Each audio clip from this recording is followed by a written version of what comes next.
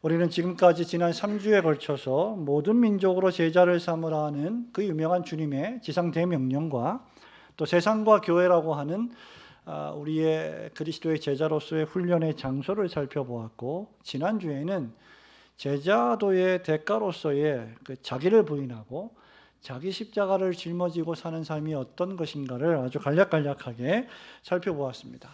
오늘 오후에 우리가 살펴볼 이 본문의 말씀은 특별히 어떤 의미에서 지난주에 살펴본 능히 내 제자가 되지 못하리라는 주님의 말씀에 보다 좀 긍정적인 측면일 것입니다. 자기를 부인하고 각각 자기 십자가를 지고 주님을 따르는 일의 구체적인 실천편이 무엇일까? 그것을 오늘 우리는 아주 유명한 본문의 말씀에서 몇 가지를 찾을 수 있습니다.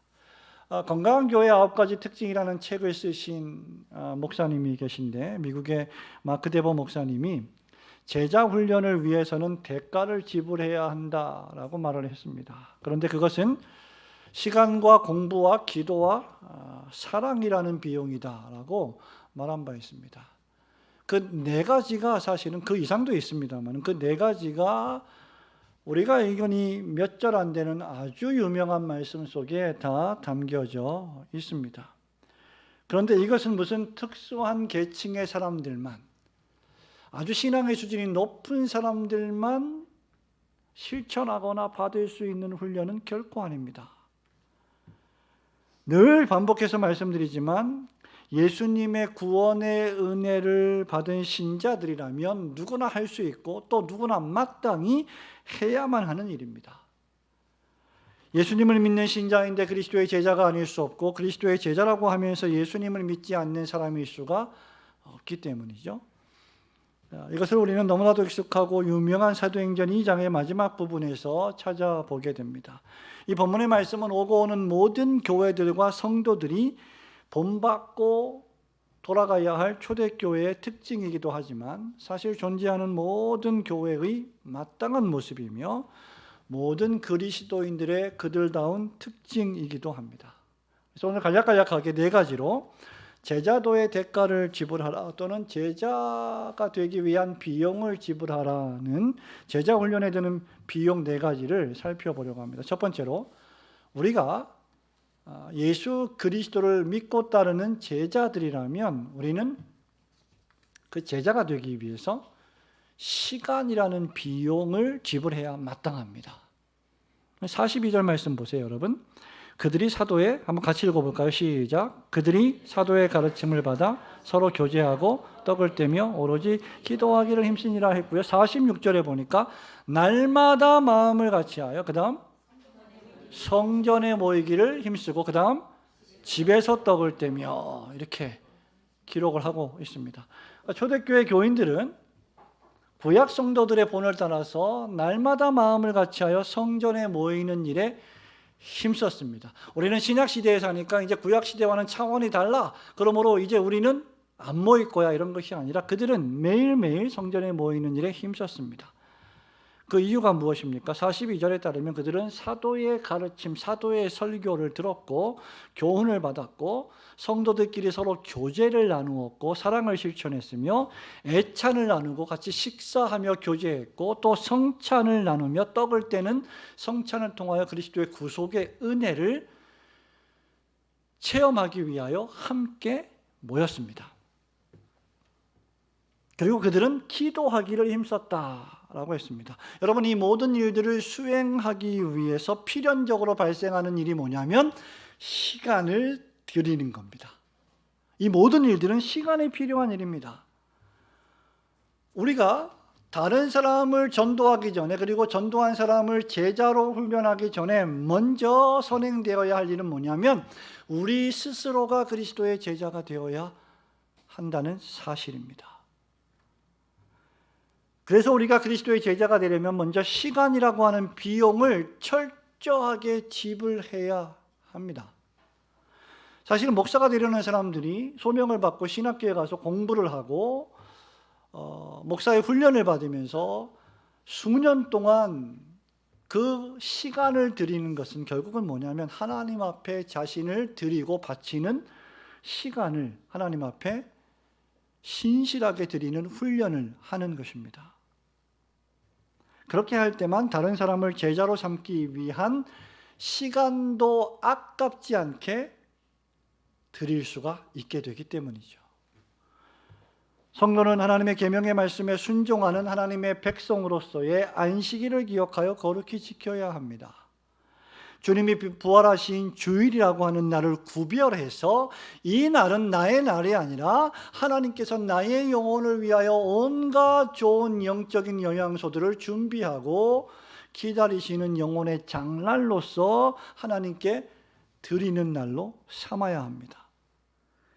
교회가 정한 공적 예배로서의 주일 예배, 수요 예배뿐만 아니라 각종 교육을 위한 모임, 전도를 위한 모임들에 충실히 참석하기 위해서는 필연적으로 여러분의 시간을 구별하는 것이 전제됩니다.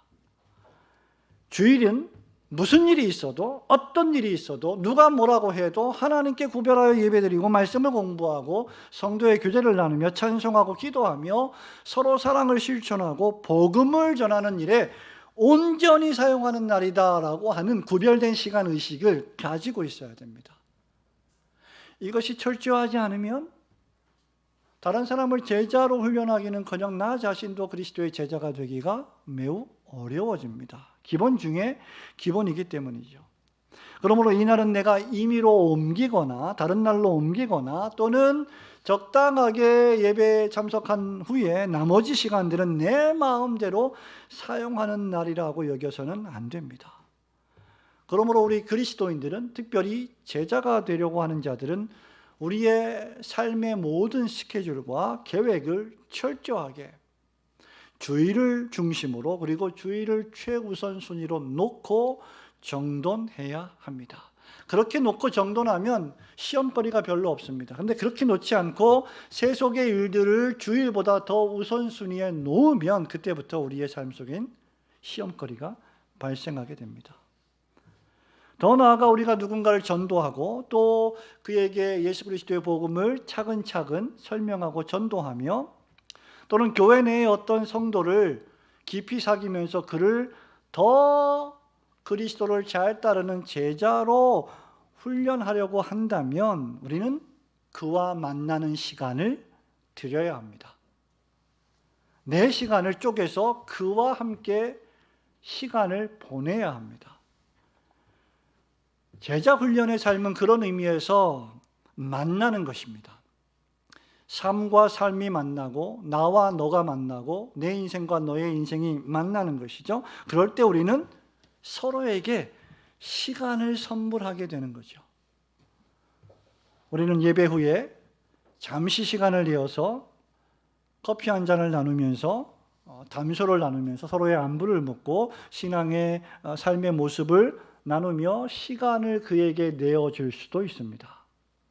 또는 주중에 함께 특별히 식사 약속을 잡고 좀 더 그에게 많은 시간을 내어줄 수도 있습니다. 그의 말을 들어주기도 하고 그에게 나의 신앙의 여정을 이야기해 줄 수도 있습니다. 그것이 바로 우리가 지불해야 될 시간이라고 하는 비용입니다. 교회 내의 어떤 이들은 여러분들과 만나서 교제를 나누고 싶어하고 여러분을 영적으로 닮아가고 싶어할 수도 있습니다. 그러한 성도들에게 여러분들이 시간을 내어주는 것이 제자 훈련의 기본 중에 기본이라는 것이죠.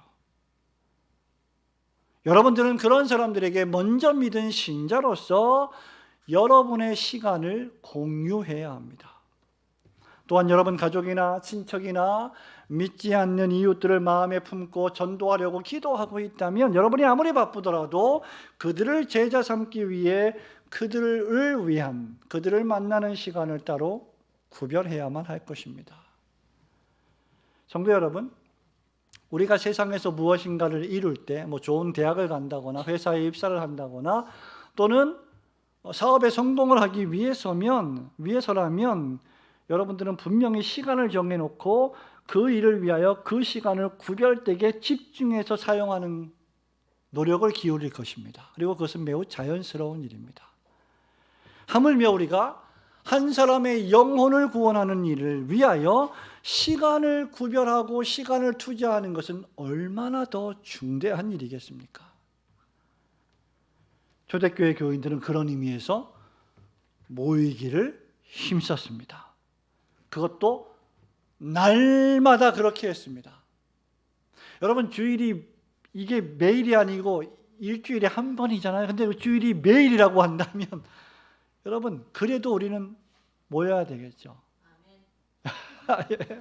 그런데 일주일에 한 번이란 말이에요. 근데 이 일주일에 한 번조차도 우리가 버거워한다면 그것은 대단히 큰 문제를 일으키지 않겠습니까? 날마다 성전에 모이기를 그들은 힘썼어요. 그리고 날마다 마음을 같이 했습니다. 그러니까 그 일에 마음을 쏟았다는 것을 의미합니다. 여러분, 저는 우리 교회가 성장하기 원합니다. 저만 원합니까? 우리 교회가 성장하기 원합니다. 예, 부흥하기 원합니다. 근데 여러분, 교회 성장이 뭐 별겁니까? 모이는 일에 우리가 먼저 마음을 같이 하면 그게 성장이 아닙니까? 그게 부흥이 아닙니까? 제자 훈련이 무엇일까? 교회의 모임에, 교회의 예배에, 전도회의 모임에, 각종 모임에 내가 참석한다고 해서 뭐 별수가 터지는 건 아니지만 내가 참석함으로 마음을 같이 한다면 그것이야말로 주님이 원하시는 제자 훈련에 모이기를 힘쓰는 일이 될 것입니다. 여러분들이 진정 그리스도의 제자들이라면 하나님 나라와 주님의 몸된 교회를 위해서 여러분의 시간을 아낌없이 투자하시고 소비하시는 성도들이 되시기를 주님의 이름으로 축원합니다. 두 번째로 그리스도의 제자는 배움이라는 열정을 지불해야 할 것입니다. 42절에 한 번 더 보면요, 여러분, 그들이 모였는데 46절에 날마다 마음을 같이하여 성전에 모이기로 힘썼는데 42절에 그 이유가 뭐라 그랬죠? 사도의 가르침을 받아. 예. 왜 우리는 모여야 할까? 도대체 우리는 교회에 왜 모여야 할까? 일주일 동안 외로웠으니까 예, 그것도 맞지요. 예, 교회 밥이 맛있으니까 예, 맞지요. 너무 맛있습니다, 교회 밥이. 개척교회 밥이 더 맛있죠. 다 맞는 말인데 정말 우리가 교회에 모이는 유일한 목적이라고 한다면 그것은 바로 하나님의 말씀을 배워야 하기 때문입니다. 왜 우리는 시간이라는 비용을 들여서 교회에 모일까? 하나님 말씀을 배우기 위해서입니다. 그리스도의 제자라고 한다면 또한 우리가 다른 이들을 그리스도의 제자로 훈련하고 나보다 더 잘 믿는 성도로 키우기를 원한다면 여러분들이 배우는 것은 필수적입니다. 여러분, 스승이 제자보다 낫지 못하면 제자를 잘 기를 수 없습니다. 스승이 제자보다 아는 것이 더 적다면 그는 스승이라 하기가 어렵겠죠. 스승이 제자보다 경험이 더 적다면 대단히 어려울 것입니다. 더 나아가 우리가 그리스도의 제자가 되기 이전에 그리스도를 믿는 신자가 되려면 우리는 하나님 말씀을 듣고 배우는 일이 선행되어야 합니다. 왜냐하면 주님을 믿는 믿음은 하나님의 말씀을 들음에서 발생하기 때문이죠. 로마서 10장 17절에 따르면 바울이 로마교회에 편지하면서 믿음은 들음에서 나오고 들음은 그리스도의 말씀으로 말미암는다라고 말했습니다. 그렇다면 우리는 말씀을 듣고 배움으로 제자 훈련을 받아야 하고 그 듣고 배운 말씀을 다른 사람들에게 또 먹임으로써 전달함으로써 가르침으로써 제자를 훈련해야 합니다. 내 아들을, 내 딸을, 내 자식을, 내 가족을, 내 교구를, 내 전도회를 말씀으로 먹이는 거죠. 42절에 그들이 사도의 가르침을 받았다. 사도의 가르침이라고 하는 것은 예수 그리스도께 받은 복음, 그 복음에 기초한 하나님의 말씀의 구원 교리입니다. 제자 훈련에 있어서 하나님의 복음의 말씀을 듣는 것은 필수적입니다. 가장 좋은 제자 훈련은 무슨 제자 훈련 1기, 2기, 3기, 4기를 수료하는 것이 아니라 매주일 강단에서 선포되는 하나님의 말씀의 강해의 설교를 듣고 또 듣고 메모하고 정리하고 한 주간 동안 그 말씀을 또 묵상하며 그 말씀을 실천하며 살아가는 것이죠. 그것이야말로 참된 제자 훈련의 방법입니다. 그리고 제자로 훈련하려고 하는 이들에게 그 들은 말씀을 가지고 함께 묵상하여 나눈다면 더할 나위 없이 좋은 제자 훈련의 방법이 될 것입니다. 여러분이 주일날 들은 말씀을 가지고 돌아가는 차 안에서 남편과 아내가 서로 그 받은 말씀을 가지고 나는 이런 말씀의 은혜를 받았는데 당신은 어떤 말씀의 은혜를 받았습니까? 또는 저녁 식탁 자리에서 온 가족이 모였을 때 나는 이런 말씀에 목사님 말씀에 은혜가 되었는데 나는 이런 것을 깨달았는데 이렇게 실천하길 원하는데 너는 어떤 생각이 들었냐? 자녀들에게 그렇게 말씀을 나누는 것, 그것이 바로 우리 자녀들을 제자로 훈련하는 방법 가운데 하나입니다. 성도 여러분, 이 일을 잘하기 위해서 우리는 때때로 관련된 경건서적을 사서 읽으며 더욱 진리의 지식을 우리의 마음에 깊이 함양해야 할 것입니다. 여러분 주보 3페이지에 보면 추천도서가 있어요. 이 추천도서는 그냥 폼으로 장식품으로 추천한 것이 아닙니다. 여러분 고난주간을 맞이하여 부활주일을 맞이하여 읽으시라고 공부하시라고 올려놓은 겁니다. 사람은 누구든지 여러분 억지로 해야 하는 것을 제외하고는 자신이 좋아하는 것을 공부하게 되어 있어요. 자신이 관심이 있는 것을 자꾸 알고 싶어하는 성향이 사람들에게 있습니다. 그래서 시키지 않아도 자기가 좋아하는 건 그냥 하게 됩니다. 그리고 그것도 아주 잘해요. 아주 오래전에 제가 아는 후배 목사가 한 명 있었는데 아주 오래전 얘기입니다. 지금 미국에 있는, 그때는 한국에 있었는데 그때부터 미국의 메이저리그 야구에 대해서는 이 친구가 모르는 게 없어요. 너무나 박식합니다. 어떤 선수나 어떤 팀에 대해서 이름부터 시작해서 뭐 그 선수의 뭐 타율, 방어율, 홈런을 뭐 1년에 몇 개를 치고 그 친구의 뭐 강점, 약점, 심지어 취미까지 다 알더라고요. 너무너무 잘합니다. 그 친구는 정말 야구를 좋아한 거죠.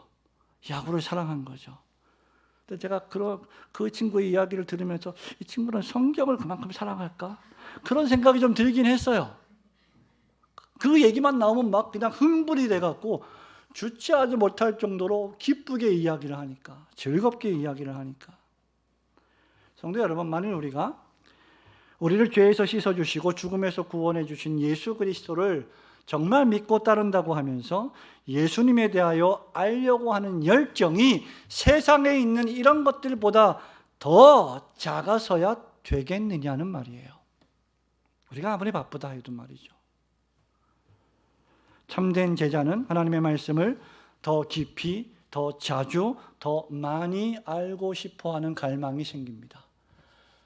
여러분이 하나님께서 여러분을 처음 불러주셨을 때를 한번 생각해 보시기 바랍니다. 그날이 몇 월, 며칠, 몇 년도, 몇 시, 몇 초인지는 우리가 정확히 모르지만 그 시기는 여러분 기억하실 거예요. 하나님께서 내가 죄인임을 깨닫게 해주시고 예수님이 하나님의 아들이심을 발견하게 해주시고 그 예수님을 영접하게 해주신 그 놀라운 회심의 은총, 중생의 그 은혜를 체험했을 그 당시에 우리의 인생에서 벌어지는 아주 극명한 변화 가운데 하나는 뭐냐면 하나님의 말씀인 성경을 사랑하기 시작한다는 것이죠. 그래서 시키지 않아도 성경을 읽습니다. 하나님 말씀을 듣습니다. 듣고 또 듣고 싶어 합니다. 그것이 하나님이 부르신 신자들의 가장 큰 특징 가운데 하나입니다. 그런 갈망이 지금 나에게 없다면 정말 나는 중생받은 신자인지를 점검해 볼 필요가 있습니다. 저는 시인의 말씀을 빌려서 시편 42편 1절과 2절의 말씀을 빌려서 참된 신자의 특징, 구원받은 신자의 증거가 무엇일지 이렇게 말할 수 있을 겁니다. 하나님이여 사슴이 시냇물을 찾기에 갈급함같이 내 영혼이 주를 찾기에 갈급하나이다. 내 영혼이 하나님 곧 살아계시는 하나님을 갈망하나니 내가 어느 때에 나아가서 하나님의 얼굴을 배울까?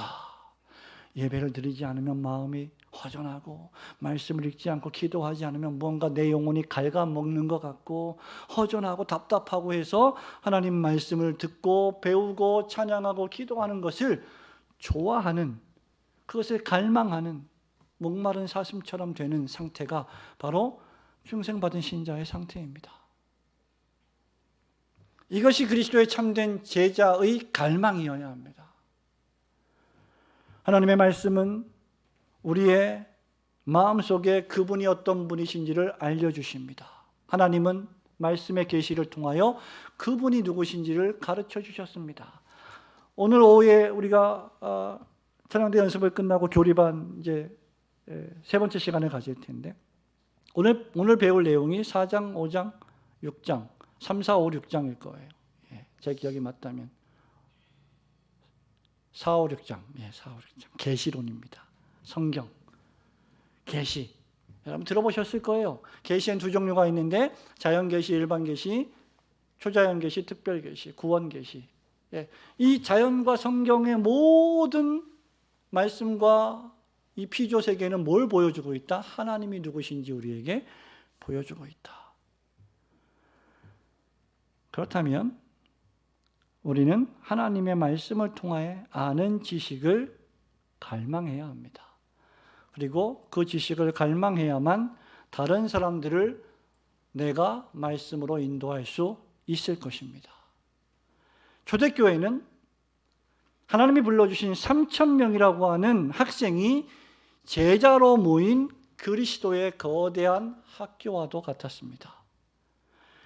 사도행전 2장 42절 말씀 바로 전에 사도 베드로의 설교를 통하여 3,000명이 회심하는 놀라운 부흥의 역사가 일어났죠. 그 말을 받은 사람들은 세례를 받음에 이날의 신도의 수가 어떻게 해요?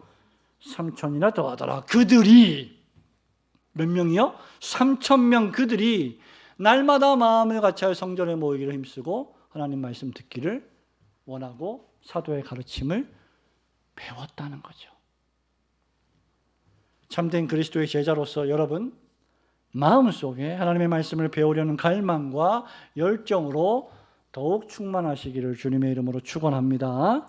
세 번째로 우리가 그리스도의 제자가 된다면, 그리스도를 따르는 제자가 되기를 원한다면 우리들은 기도라고 하는 헌신을 지불해야 합니다. 42절의 말씀을 한 번 더 읽어볼까요? 그들이 시작.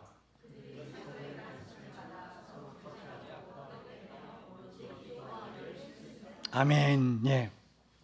42절 하반절에 따르면 초대교회 성도들은 기도하는 일에 힘을 썼습니다.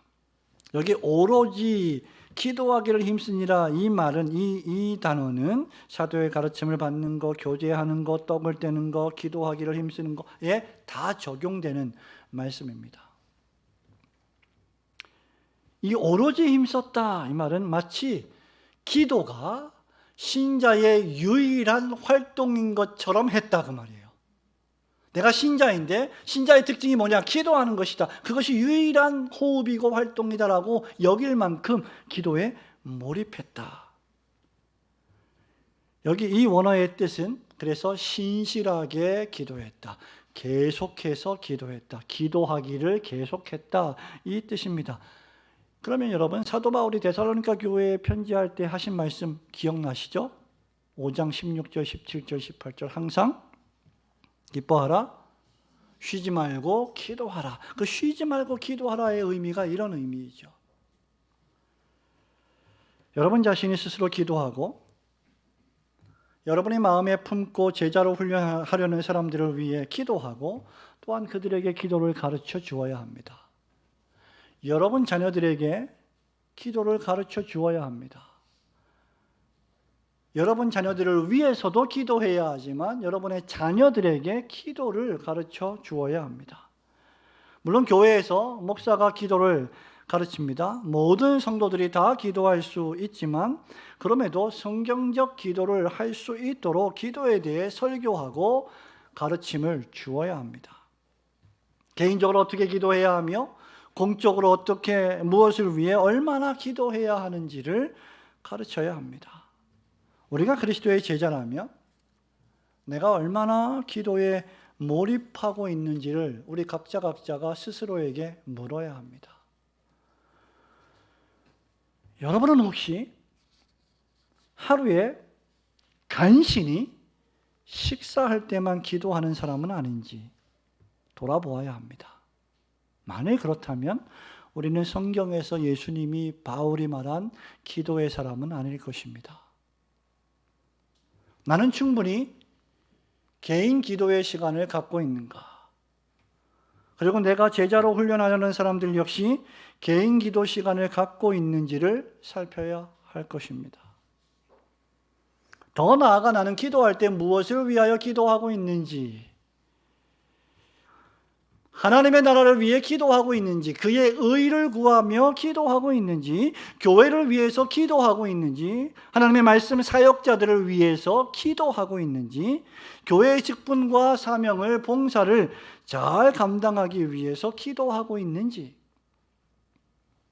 나의 직업과 나의 사업을 위해서 신실하게 기도하고 있는지, 나의 지출과 수입 문제를 위해서 기도하고 있는지를 살피셔야 할 것입니다.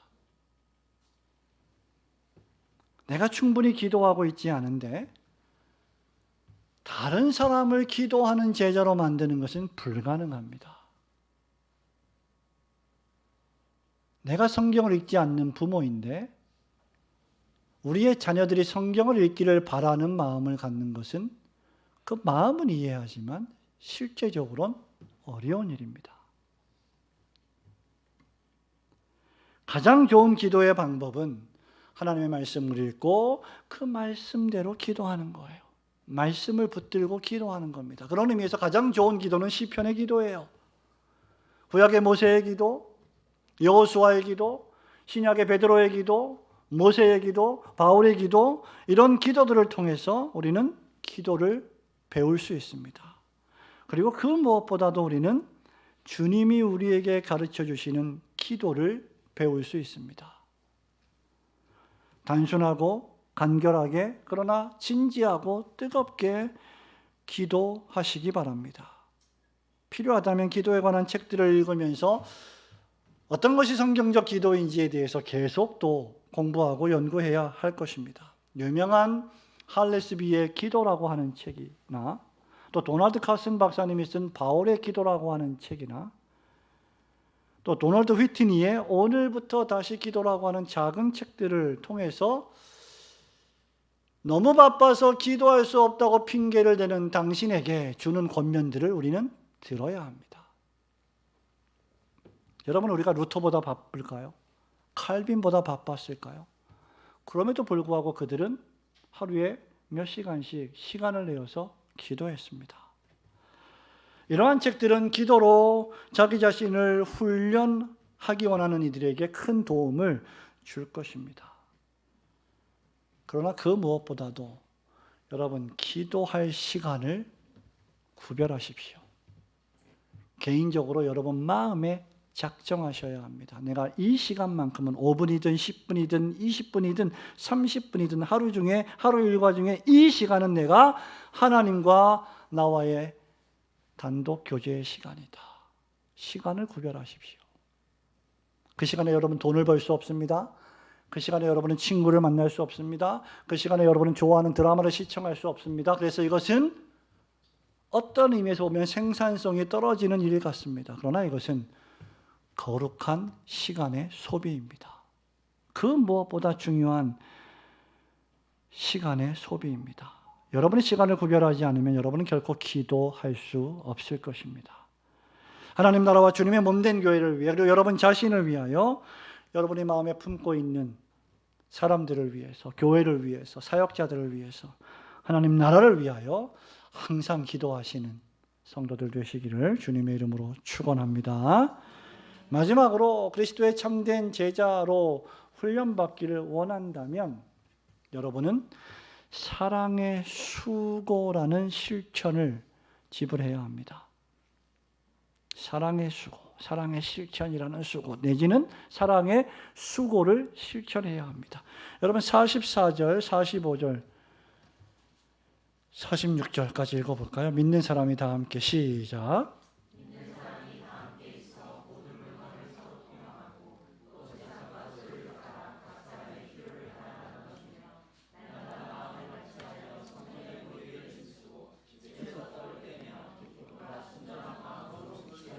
아멘. 우리 예수님은 율법과 선지자의 대강령으로서 두 가지를 주셨는데 하나님을 사랑하고 이웃을 내 몸과 같이 사랑하라는 것입니다. 요한복음 13장 34절에서 주님은 내가 너희를 사랑한 것 같이 너희도 서로 사랑하라. 이번 주 토요일 날 우리 임종필 군과 장리은 양이 결혼을 합니다. 결혼을 하는데 그 본문의 말씀이 에베소서 본문의 말씀이에요. 남편과 아내, 그리스도와 교회의 신비, 결혼의 신비. 아내는 남편을 주 안에서 어떻게 하라고요? 복종하고 순종해야 하고, 남편은 아내를 어떻게 하라고 했죠? 너무 오래돼서 잊어버리셨습니까? 사랑하라. 그리스도께서 교회를 위하여 자기 몸을, 생명을 주신 것처럼 아내를 사랑하라. 사랑입니다. 사랑의 수고를 더 많이 기울여야 할 사람들은 사실은 남편들이에요. 근데 그렇게 잘 못하죠. 우리가 다 회개해야 됩니다. 우리가 그 사랑의 실천을 이야기하고 있어요. 서로 사랑하라. 사랑의 실천이란 예수를 믿는 신자의 가장 강력한 특징 가운데 하나입니다. 오늘 청년부 성경 공부를 하면서 8복 가운데 다섯 번째 복을 공부했는데요. 그것이 뭐냐면 긍휼히 여기는 자는 복이 있나니 뭘 받을 것이다? 그들이 긍휼히 여김을 받을 것이다. 그리스도인의 특징이라는 거죠. 본성의 변화로 발생한 특징이 하나님이 사랑 가운데 예수의 사랑으로 날 용서하셨듯이, 그래서 그 사랑에 힘입어 나도 나에게 잘못한 다른 사람들을 불쌍히 여기고 용서할 수 있는 마음을 가지게 된 것, 그것이 긍휼히 여기는 마음이. 그렇게 살아가면 긍휼히 여김을 받는 복을 누리게 될 것이다. 오늘 본문 말씀에도 그 사랑의 실천, 그 긍휼의 실천이 묘사되어 있습니다. 초대교회 성도들은 믿는 사람이 다 함께 있어 모든 물건을 어떻게 해요? 서로 통용했습니다. 현대인들의 특징 가운데 하나는 무엇입니까? 일반적으로 하는 말이에요. 내 것도 내 거, 네 것도 내 거, 전부 내 거. 이게 현대인들의 삶의 방식이에요. 근데 그리스도인들은 예수를 믿게 되면 모든 물건을 서로 통용하는 수준까지 가게 된다는 거죠. 강요 없이, 협박 없이. 이것을 협박하고 이것을 강요하는 것이 공산주의입니다. 초대교회에는 그런 강요나 협박이 존재하지 않았어요. 하나님을 아버지로 모시고 예수님을 구세주로 믿었던 모든 성도들은 한결같이 하나님의 한 가족으로서 자신의 소유를 기꺼이 자신의 것으로만 여기지 않고 모두의 것으로 여겼던 겁니다. 그래서 그들은 모든 것을 함께 했습니다. 더 나아가 필요하다면 자신의 재산과 소유를 팔아 교회 내에 재정적인 필요가 있는 성도들에게 나누어 주었습니다. 물질까지도 재산까지도 아낌없이 나누어 주었던 겁니다. 이것이 사랑의 실천입니다. 여러분 4장을 보실까요? 사도행전 4장 32절 33절입니다. 32절 같이 읽어볼까요? 믿는 무리가 시작. 믿는 무리가 한 마음과 한 뜻이 되어 모든 물건을 서로 통용하고 자기 재물을 조금이라도 자기 것이라 하는 이가 하나도 3,000명 가운데 자기 물건을, 자기 재물을, 재산을 조금이라도 자기 것으로 여기는 자가 하나도 없더라. 그래서 사도들이 큰 권능으로 주 예수의 부활을 증언하니 무리가 큰 은혜를 받은 거예요. 그렇게 큰 은혜를 받으니까 자기의 재산을 자기 것으로 여기지 않고 하나님의 나라와 그리스도의 의와 그분의 교회와 성도들을 위해 기꺼이 공개할 수 있었던 겁니다. 이들이 이렇게 할 수 있었던 이유가 무엇일까? 바로 예수 그리스도께서 그들의 죄를 용서하시고 십자가 보혈로 씻어주시고 구원하여 주셨고 영원하신 하나님의 나라를 그들에게 선물로 주셨기 때문입니다. 그들은 이 세상이 전부가 아니라 도래하는 하나님의 나라가 있음을 깨달았습니다. 그래서 이 땅에 살지만 하나님의 나라에 들어갈 것처럼 그들은 살았던 것이죠. 그래서 어떤 의미에서 그들은 부동산 투기를 하지 않았을 것 같아요. 역사적 기록은 없지만.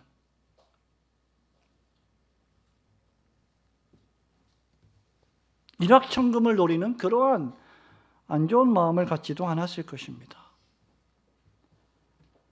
그렇게 그들은 자신이 가진 모든 것이 자기의 것이 아니요 하나님께서 나에게 우리에게 맡겨주신 것임을 깨달았습니다.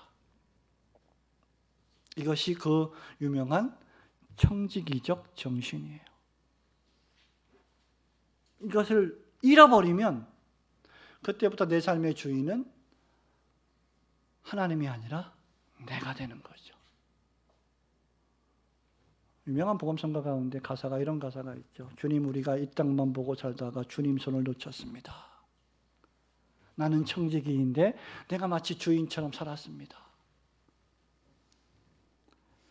이런 이유로 그들은 재산과 소유를 팔아 사도들 앞에 가져왔고 교회 앞에 헌금했으며 사도들은 그것으로 가난한 성도들과 이웃들을 도왔고 복음을 전하는 일에 사용했습니다. 이것이 바로 사랑의 실천입니다. 어떤 일을 제자로 훈련하기 위해서는 그를 향한 사랑의 실천이 요구됩니다.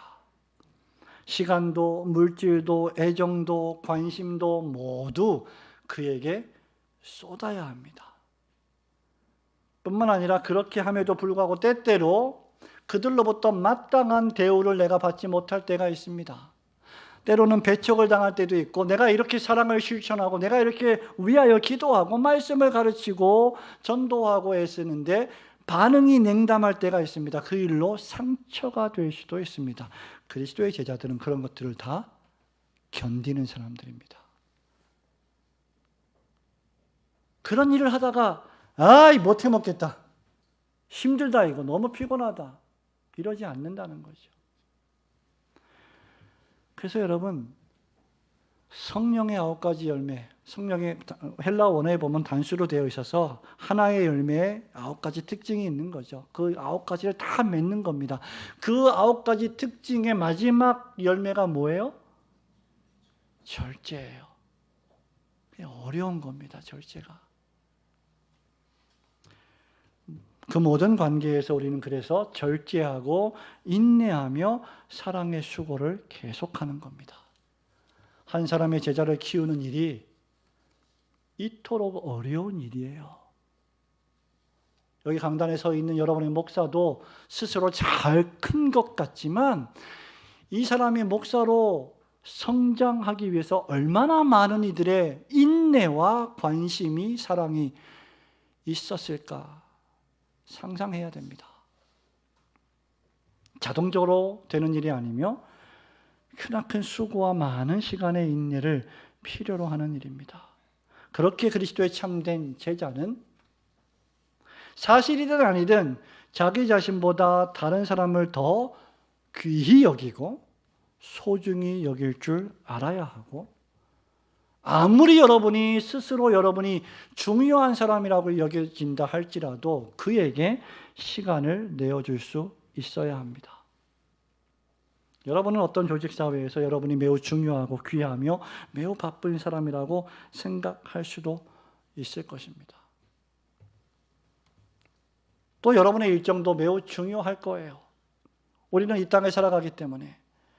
그러나 참된 그리스도의 제자는 내가 아무리 바쁘고 내가 아무리 하는 일이 많고 내가 아무리 중요한 사람이라 여겨진다 할지라도 제자를 위해서는 기꺼이 모든 것을 다 내어주려는 사람이어야 합니다. 그래야 한 사람을 키우지 않겠어요? 그런 성도들이 많이 있어야 참된 그리스도의 제자들이 성장하지 않겠습니까?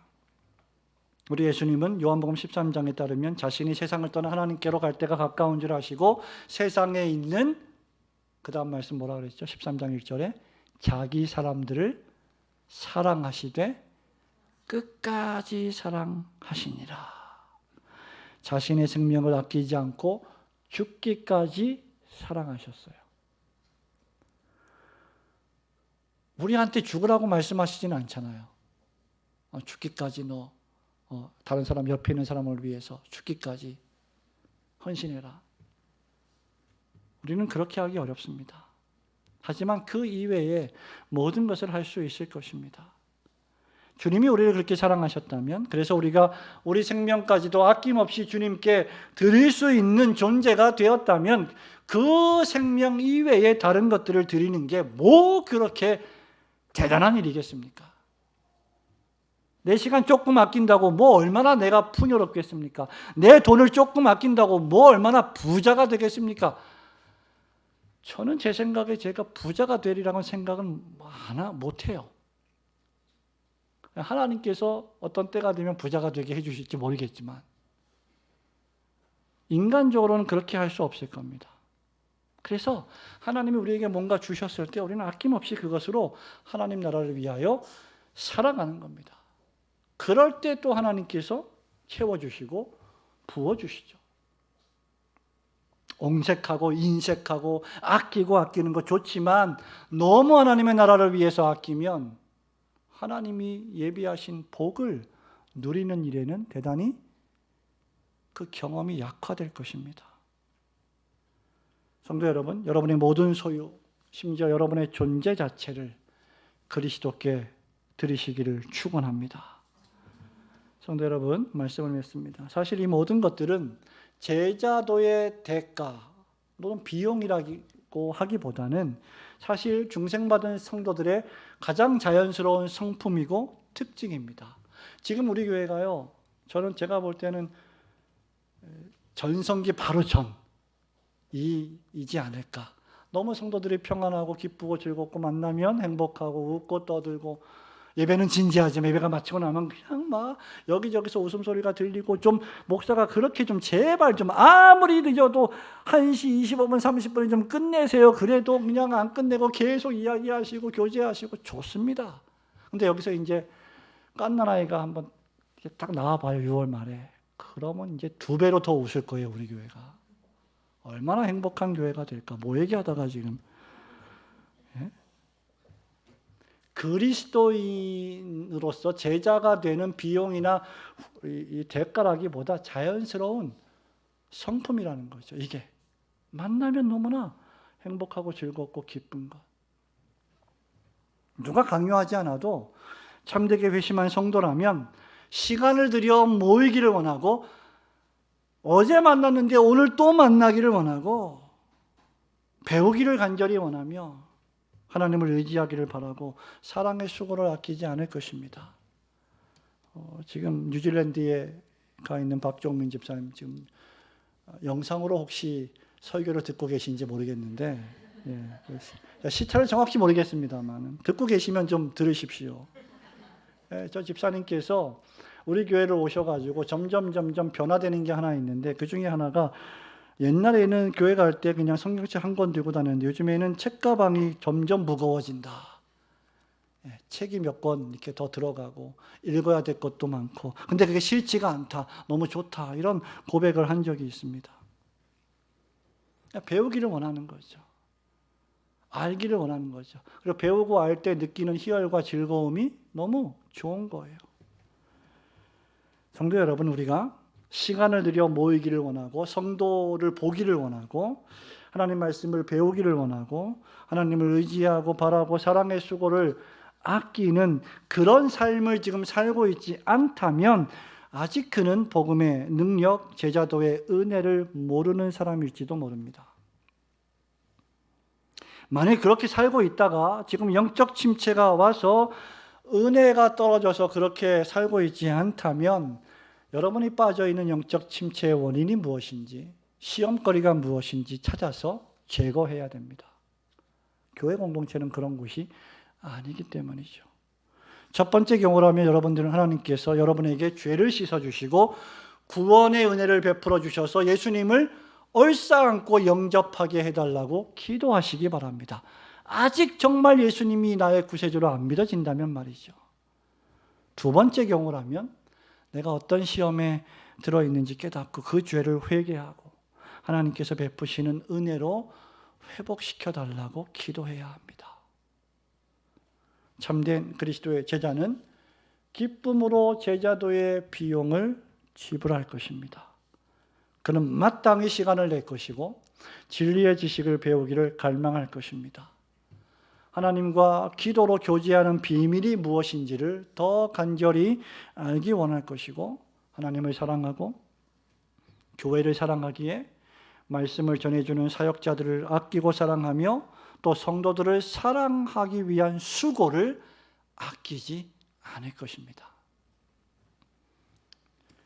저는 목사가 하나님 나라 사업을 위하여 또 어떤 특별한 일들이 있을 때 개인적으로 도움을 요청하는 성도들이 있습니다. 그럴 때마다 큰 기쁨으로 즐거움으로 기도하며 물질로 후원하고 돕는 성도들을 알고 있습니다.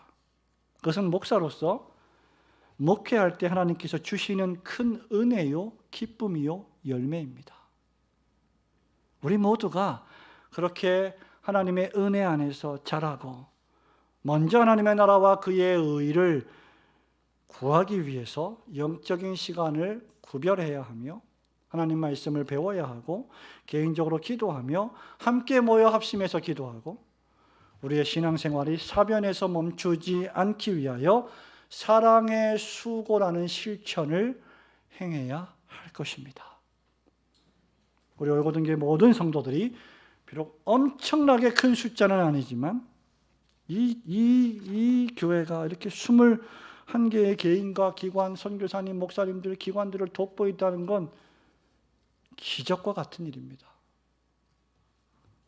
일당백을 넘어서는 믿음의 사람들, 정직하고 진실하되 용기와 능력으로 충만한 그리스도의 제자들이 다 되시기를 주님의 이름으로 축원합니다. 아멘.